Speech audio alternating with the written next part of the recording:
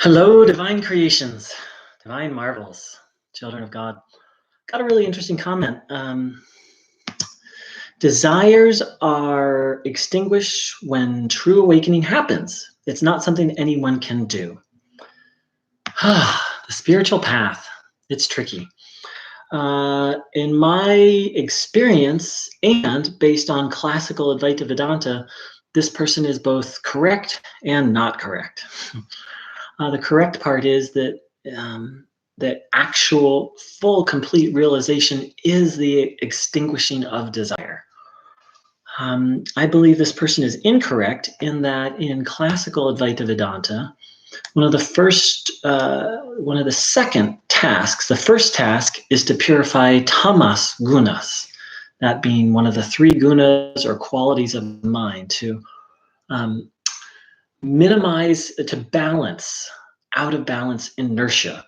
Now, tamas gunas will direct the mind towards laziness and things like overeating or intoxicants or just basically things that are very unhealthy. So tamas gunas is a form of desire, and it must be purified on the path for anyone, anyone who wants a healthy life, much less someone who wants to pursue Advaita Vedanta, must not extinguish, because we need a little tamas gunas, but severely reduce the amount of tamas in the mind. The next task is to reduce rajas gunas. Now, rajas is and a guna is a quality of a mind, of the quality of the mind. And rajas is very specifically the quality of mind that is desire, that that wants things, that's active, that's constantly like, what's the next thing? What's the next thing? Once again, rajas gunas must be severely reduced and balanced before a practice such as self-inquiry has occurred.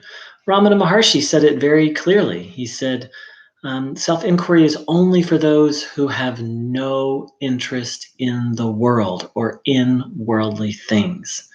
That's a very vast way of saying someone who's not seeking happiness in the world anymore.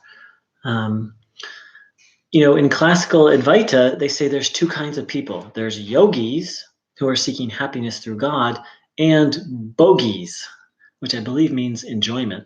Those who are seeking happiness and enjoyment through the world. And until one becomes a yogi, not seeking happiness in the world, one's just not qualified for self-inquiry. Not qualified meaning like, someone who's not in shape is not qualified to run a 20-mile marathon. It's not a judgment, or it's not, it's like they just don't have the sea legs for it. Ramana Maharshi was clear on this. He said, only the mind that is predominant, I have to paraphrase it, I don't have the exact quote. It's something along the lines of, only the mind that's primarily sattvic. And this is the classical system. You minimize tamas, you minimize, the Ramana quote, only the mind that's primarily sattvic is prepared for self-inquiry, or something along those lines. And that's the classical idea. You minimize tamas, you minimize rajas, you increase sattva, which is actually the quality of mind that doesn't desire, that's peaceful. The thing is sattva isn't permanent. And so that's where my original this poster that I'm responding to is correct. Decreasing tamas, decreasing rajas, increasing sattva does not extinguish desires. It gives you the temporary state. Sattva is just a temporary state of not having desires.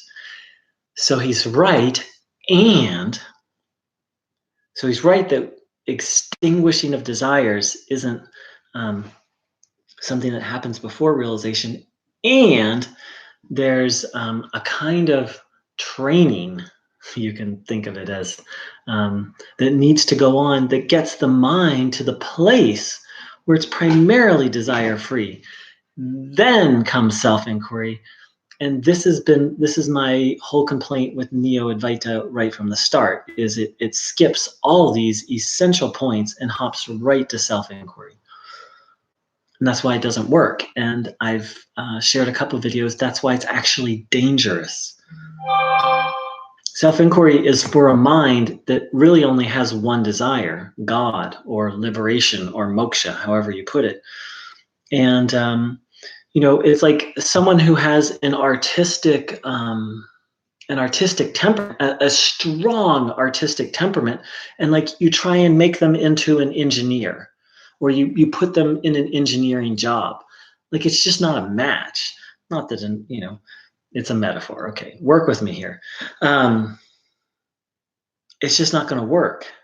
They're going to remain an artist and be miserable. Same thing. Anyone can practice self-inquiry and have a temporary experience of the ego vanishing and experiencing themselves as spacious consciousness, but it's not going to stick.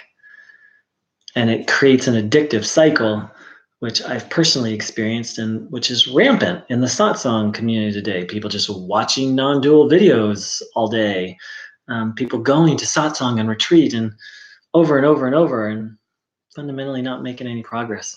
So thanks so much for your comment. I hope this clarifies it a bit.